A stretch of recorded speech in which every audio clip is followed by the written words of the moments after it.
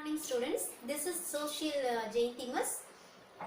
Last class la நம்ம பார்த்தோம்னா revolt of பாளையக்காராஸ்ல Pulithevar பத்தி பார்த்தோம். அவரோட பீரியட் 1755 ல இருந்து 1767 வரைக்கும் பார்த்தோம். அந்த லெசன்ல நம்ம revolt of பூலித்தேவர் and அவங்களோட பிரிட்டிஷ்க்கு எதிராக அவங்களோட கூட்டணி யார் கூட எல்லாம் வச்சிருந்தாங்க and Kalakkad battle, Yusuf Khan and பூலித்தேவரோட கான்ஃப்ளிக்ஸ் ரெண்டு பேத்துக்கும் நடந்த போராட்டங்கள், லாஸ்டா ஃபால் ஆஃப் பூலித்தேவர் நம்ம பார்த்தோம். செகண்டா நம்ம பார்க்குற இந்த பழையக்காரர் யாருன்னா Velu Nachiyar. She is a female person. இந்த லெசன்ல நம்ம வேலு நாச்சியாரோட பீரியட் என்ன 1730 to 96 அப்படிங்கிறத பார்த்துட்டு அவங்களோட பர்த் ஆஃப் வேலு நாச்சியார், அவங்களோட talents and then alliances with others, அவங்க யார் கூட எல்லாம் கூட்டணி வச்சுக்கிட்டாங்க, அண்ட் ஹர் ஆர்மி, அவங்க ஒரு ஆர்மி கிரியேட் பண்ணாங்க, அதனுடைய பேர் என்ன, எப்படி கிரியேட் பண்ணாங்க, அண்ட் ரீகேப்சர் ஆஃப் சிவகங்கை, அவங்களோட ஊரை அவங்க எப்படி ரீகேப்சர் பிரிட்டிஷ் கிட்ட இருந்து பண்ணினாங்க, and crown as queen of Sivaganga, திருப்பியும் அந்த சிவகங்கைக்கு எப்படி அவங்க குயினா க்ரௌன் ஆனாங்க, அண்ட் இவங்களோட எஸ்டிமேட், இதெல்லாம் பற்றி தான் இன்னைக்கு நம்ம கிளாஸில் பார்க்க போகிறோம். பாளையக்காரர் ரிவோல்ட்ஸில் நம்ம ஃபஸ்ட்டு பூலித்தேவர் பார்த்தோம். செகண்டாக நம்ம பார்க்க போகிறது Velu Nachiyar. She was born in 1730 to the Raja Sellamuthu Sethupathi of Ramanathapuram. இந்த வேலு நாச்சியார் பார்த்திங்கன்னா ராமநாதபுரத்தில் கிங்கு செல்லமுத்து சேதுபதி அப்படிங்கிறவருக்கு 1730ல் வேலு நாச்சியார் பிறந்தாங்க.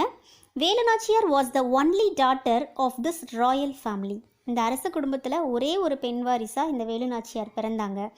The king had no male heir. மன்னருக்கு பார்த்திங்கன்னா ஆண் வாரிசு அப்படின்ட்டு யாரும் இல்லை. The royal family brought up the princess Velu Nachiyar, training her in martial arts like valari, stick fighting and to wield weapons. அதாவது அரச குடும்பத்தால் வளர்க்கப்பட்ட இந்த பிரின்சஸ் வேலு நாச்சியாருக்கு வலரி, சிலம்பம் அப்படிங்கிற அந்த தற்காப்பு கலைகளும், அதுக்கப்புறம் போர்க்கருவிகளை எப்படியெல்லாம் ஹேண்டில் பண்ணுறது அப்படிங்கிற அந்த பயிற்சியும் அவங்களுக்கு கொடுக்கப்பட்டுச்சு.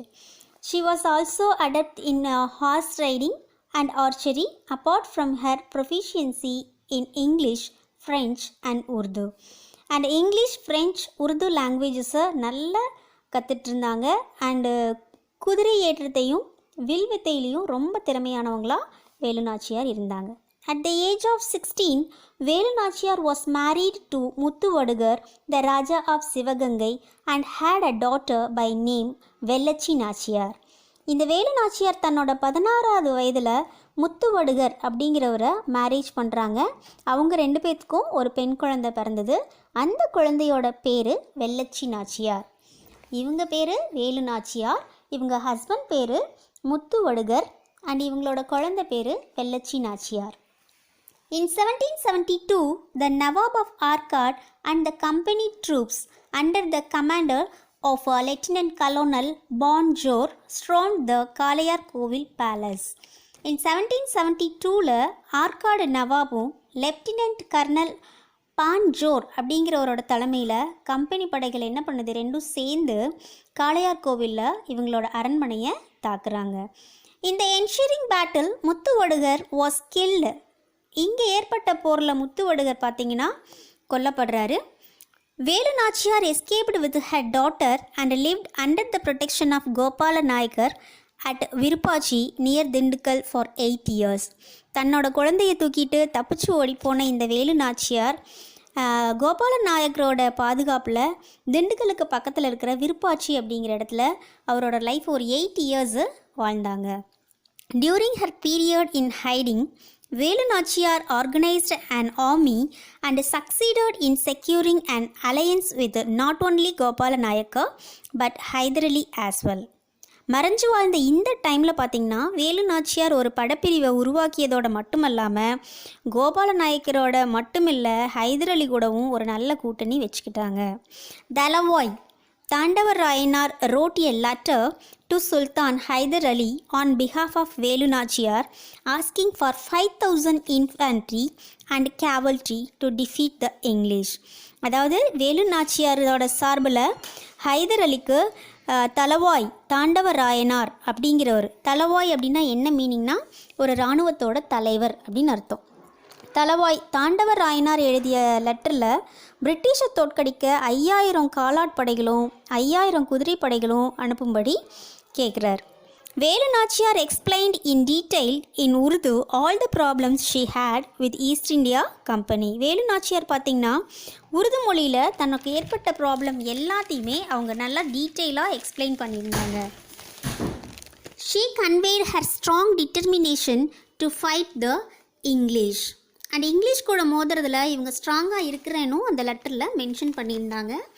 Impressed by her courage, Hyder Ali ordered his commandant Syed in Dindukal fort to provide the required military assistance. அதாவது வேலு நாச்சியாரோட மன உறுதியை பார்த்து வேந்து போன இந்த ஹைதர் அலி தன்னோட திண்டுக்கல் கோட்டையினோட படைத்தலைவரான சையத் கிட்ட வேலு நாச்சியாருக்கு வேண்டிய இராணுவ உதவிகளை செய்யுங்க அப்படின்னு சொல்லி ஆர்டர் பண்ணுறார்.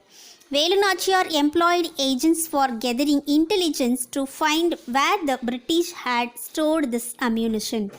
வேலு நாச்சியார் பார்த்திங்கன்னா பிரிட்டிஷ் ஆயுதங்களை அவங்க எங்கே குவிச்சு வச்சுருக்காங்க அப்படிங்கிறத தெரிஞ்சுக்கிறதுக்காக ஒரு சில உளவாளிகளை நியமிக்கிறாங்க. With the military assistance from Gopala Nayak and Hyder Ali, she recaptured Sivaganga. Gopala நாயக்கும் ப்ளஸ் ஹைதர் அலி ரெண்டு பேர்த்தோட உதவியோட சிவகங்கையை மீண்டும் ரீகேப்சர் பண்ணுறாங்க Velu Nachiyar. She was crowned as queen with the help of Marudh brothers. She was first female ruler or queen in resist to the English colonial power in India. அதாவது மருது பிரதர்ஸோட ஹெல்ப்போட வேலு நாச்சியார் ராணியாக முடிசூடிக்கிறாங்க. இந்தியாவில் பிரிட்டிஷுக்கு எதிராக அவங்களோட அதிகாரத்தை எதிர்த்த முதல் பெண் ஆட்சியாளரும் இவங்க தான் சொல்லலாம். இவரை முதல் பெண் ஆட்சியாளர் அல்லது அரசி அப்படிங்கிற பெருமை எல்லாமே இவங்களையே சேரும். இப்படி திறமையுள்ள இந்த வேலு நாச்சியார் பார்த்திங்க அப்படின்னா எப்படி இருக்காங்கன்னு நம்ம தெரிஞ்சுக்கணும் இல்லையா? அந்த வீர பெண்மணி தான் பிக்சரில் இருக்கிற வேலு நாச்சியார். அடுத்து நம்ம தேர்டாக பார்க்க போகிற பழையக்காரர் யார் அப்படின்னா Veerapandiya Kattabomman. Rebellion of Veerapandiya Kattabomman. Veerapandiya Kattabomman became the palayakkara of Panchalankurichi at the age of 30 on the death of his father. Veerapandiya Kattabomman தன்னோட அப்பா இறந்ததுக்கப்புறமா தன்னோட 30வது வயதில் பாளையக்காரர் ஆகிறாரு. The company's administrators James London and Colin Jackson had considered him a man of peaceful disposition. Company நிர்வாகிகள் James லண்டனும் and Colin Jackson அப்படிங்கிறவங்களும் பார்த்திங்கன்னா அந்த ரெண்டு பேருமே கட்டபொம்மனை எப்படி நினச்சிட்ருக்காங்கன்னா அமைதியை விரும்பக்கூடிய மனம் படைச்சவர் அப்படின்ட்டு அவங்க நினச்சிட்டு இருந்தாங்க. However, soon several events led to conflicts between Veerapandiya Kattabomman and the English East India Company. But தொடர்ந்து நடந்த சில இன்சிடென்ட்ஸு கட்டபொம்மனுக்கும் இங்கிலீஷ்க்கும் ஒரு சில மோதலை ஏற்படுத்துச்சு. The Nawab, under the provisions of the treaty signed in 1781, had assigned the revenue of the Carnatic to the company to the entirely under the management and control during the war with Mysore Sultan. 1781ல் company, அதாவது English East India Company நவாப் கூட ஒரு உடன்படிக்கை செஞ்சாங்க. அந்த உடன்படிக்கையின்படி பார்த்திங்கன்னா மைசூர் திப்பு சுல்தான் இருக்கார்ல, அவரோட ஆர்காட் நவாபும் சேர்ந்து போர் செஞ்சிட்டு இருந்தபோது அந்த கர்நாடக ரீஜன்ஸில் அந்த வரி மேலாண்மையும் நிர்வாகமும் கம்பெனியோட முழு கட்டுப்பாட்டுக்கு கீழே போகக்கூடிய சூழ்நிலை அந்த உடன்படிக்கையின்படி வந்துச்சு. 1/6 of the revenue was to be allowed to meet the expenses of Nawab and his family. வசூல் பண்ண வரியில் 1/6 நவாபுக்கும் அவரோட குடும்ப மெயின்டெனன்ஸுக்குமே ஒதுக்கப்பட்டுச்சு. The company appointed its collectors to collect taxes from all the palayams. இந்த company English East India company பார்த்திங்கன்னா தன்னோட ஆட்சியாளர்களை வரி வசூலிக்கிறதுக்காக நியமிக்கிறாங்க. The collectors humiliated the பாளையக்காரஸ் and adopted force to collect the taxes. இந்த கலெக்டர்ஸ், அப்பாயிண்ட் பண்ணப்பட்ட கலெக்டர்ஸ் பாளையக்காரர்களை அவமானப்படுத்தியதோடு மட்டுமல்லாமல் வரியை வசூலிக்க அவங்களோட படையை திரட்டிட்டு யூஸ் பண்ணினாங்க. This was the bone of contention between the English and Kattabomman. அதாவது இதுவே பார்த்திங்கன்னா கட்டபொம்மனுக்கும் இங்கிலீஷ்க்கும் இடையில் ஒரு பெரும் பகை ஏற்படுறதுக்கு பேசிக்காக இருந்துச்சு. Next, confrontation with Jackson. அதாவது ஜாக்சனோட ஏற்பட்ட மோதல் என்ன அப்படின்னு நம்ம பார்க்க போகிறோம். The land revenue arrear from Kattabomman was 3,310 pagodas in 1798. அதாவது கட்டபொம்மன் பார்த்திங்கன்னா நிலவரி 1798ஆம் ஆண்டு படி நிலவரி அவர் 3,310 பகோடாக்கள் அப்படிங்கிறத கொடுக்க வேண்டி இருந்துச்சு. Collector Jackson, an arrogant English officer, wanted to send an army to collect the revenue dues, but the Madras government did not give him permission. But ஜாக்சன்கிற கர்வமுள்ள இங்கிலீஷ் கலெக்டர் பார்த்திங்கன்னா கட்டபொம்மனோட வரியை வசூல் செய்ய இராணுவத்தை அனுப்புறதுக்கு ட்ரை பண்ணுறாரு. பட் மெட்ராஸ் கவர்மெண்ட்டு பார்த்திங்கன்னா அதுக்கு பெர்மிஷன் தரலை. On 18th August 1798, he ordered Kattabomman to meet him in Ramanathapuram. இதுக்காக 18th August 1798 கட்டபொம்மனை பார்த்து தன்னை வந்து பார்க்க சொல்லி ஆர்டர் பண்ணுறாரு. But Kattabomman's attempt to meet him in between proved fertile as Jackson refused to give him audience both in Courtallam and Srivilliputhur. But Kattabomman பார்த்திங்கன்னா அவரை ஜாக்சனை போய் மீட் பண்ணுறதுக்கு ரொம்ப ட்ரை பண்ணுறாரு. பட் ஜாக்சன் பார்த்திங்கன்னா குற்றாலம், ஸ்ரீவில்லிபுத்தூர் அப்படிங்கிற ஊர்லையெல்லாம் இருந்துக்கிட்டு அங்கே பார்க்க போன கட்டபொம்மனை பார்க்க மறுக்கிறார். At last an interview was granted and Kattabomman met Jackson in Ramanathapuram on 19th September 1798. லாஸ்ட்டாக 1798 19th செப்டம்பரில் தான் ஜாக்சன் கட்டபொம்மனை ராமநாதபுரத்தில் பார்க்குறாரு. It is said that Kattabomman had to stand for 3 hours before the haughty collectors Jackson. ஆணவத்தின் மொத்த உருவமாக இருந்த Jackson முன்னாடி கட்டபொம்மன் 3 மணி நேரம் நிற்க வச்சதாக சொல்லப்படுது ஹிஸ்ட்ரியில். Sensing danger, Kattabomman tried to escape along with his minister Sivasubramanianar. Umaithurai suddenly entered the fort with his men and helped the escape of Kattabomman. ஆபத்தை உணர்ந்த கட்டபொம்மன் தன்னோட அமைச்சரான சிவசுப்பிரமணியனோட தப்பிக்க ட்ரை பண்ணுறாரு. அந்த டைமில் டக்குன்னு உள்ளே வந்த ஊமைத்துறை தன்னோட ஆட்களோட கோட்டைக்குள்ளே நுழைஞ்சு கட்டபொம்மனை தப்பிக்கிறதுக்கு உதவுறாரு. At the gate of the Ramanathapuram fort there was a clash in which some people including Lieutenant Clark were killed and Sivasubramanian are taken prisoner. Ramanathapuram கோட்டை வாசலில் நடந்த இந்த மோதலில் லெப்டினன்ட் கிளார்க் உள்ளிட்ட சிலர் கொல்லப்படுறாங்க. சிவசுப்பிரமணியனார் கைது செய்யப்பட்டு சிறையில் அடைக்கப்படுறார். அப்பியரன்ஸ் பிஃபோர் மெட்ராஸ் கவுன்சில், அதாவது மெட்ராஸ் ஆட்சிக்குழு முன்னாடி கட்டபொம்மன் ஆஜராகிறது.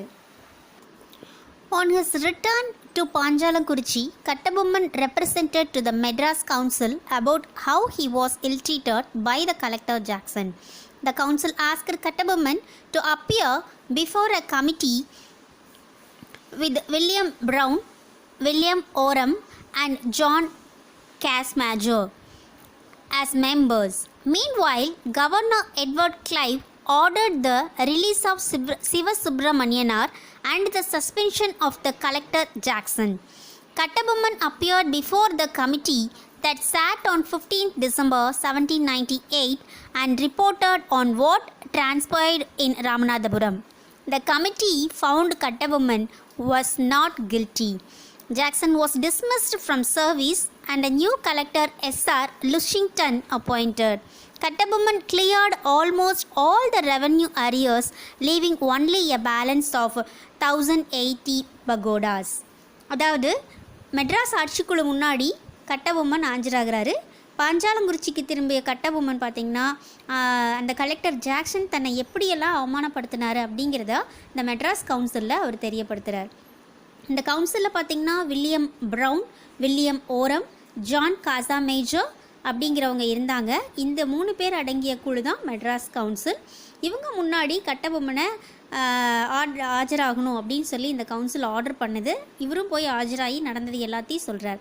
இதற்கிடையே அந்த சிவசுப்பிரமணியனாரை ஜெயிலில் போட்டிருந்தாங்க இல்லையா, அவங்கள வந்து விடுவிச்சிடுறாங்க. ஜாக்சனை பார்த்தீங்க அப்படின்னா போஸ்ட்லேருந்து சஸ்பெண்ட் பண்ணிடுறாங்க. அப்போ சஸ்பெண்ட் பண்ண ஆளுநர் எட்வர்ட் கிளைவ் அவர் தான் வந்து ஆர்டர் பண்ணுறாரு, இந்த மாதிரி ஜாக்சனை சஸ்பெண்ட் பண்ணுங்க அப்படின்னு சொல்லிட்டு. இந்த குழு முன்னாடி 1798 டிசம்பர் 15 கட்டபொம்மன் ஆஜராகி ராமநாதபுரத்தில் என்னென்னலாம் நடந்துச்சோ அதை டீட்டெயிலாக எக்ஸ்பிளைன் பண்ணுறாரு. கட்டபொம்மன் குற்றவாளி இல்லை அப்படிங்கிறத மெட்ராஸ் கவுன்சில் முடிவு செஞ்சிடறாங்க. ஜாக்சன் பார்த்திங்கன்னா ஜாக்சனை டிஸ்மிஸ் பண்ணிவிட்டு அந்த இடத்துல புது கலெக்டராக S.R. லூஷிங்டன் அப்படிங்கிறவரை நியமிக்கிறாங்க. கட்டபொம்மனும் கட்ட வேண்டிய தன்னோட நிலுவைத் தொகையில் 1080 பகோடாவை அவர் கட்டிடுறார்.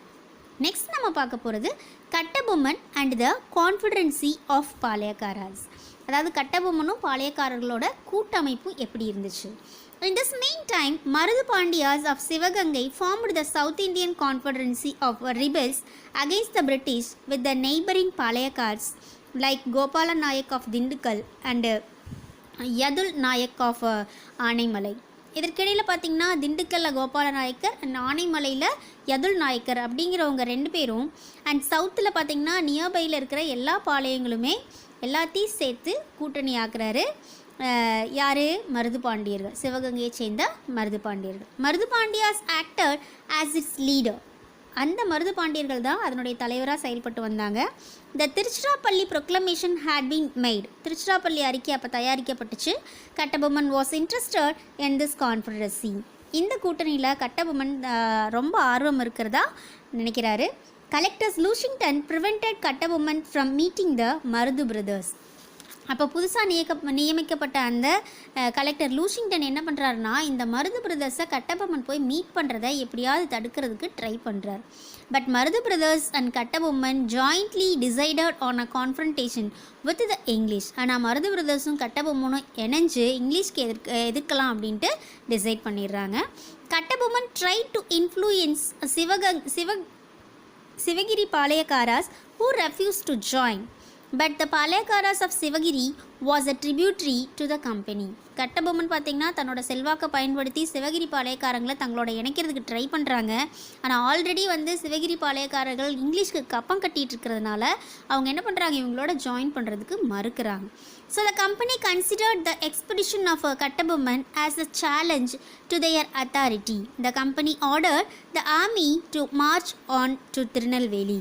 ஸோ இங்கிலீஷ் தன்னோட படைகளை திருநெல்வேலிக்கு போக ஆர்டர் பண்ணுது, கட்டபொம்மனை சேலஞ்சாக நினச்சிக்கிட்டு.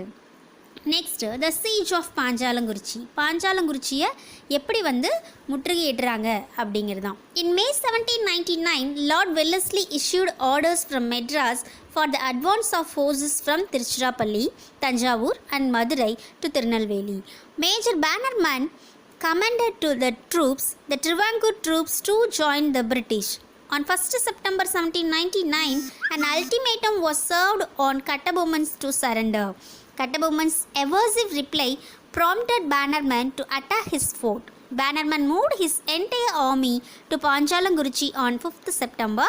They cut off all communications to the fort. Bannerman deputed Ramalingana to convey a message asking Kattabomman to surrender. Kattabomman refused.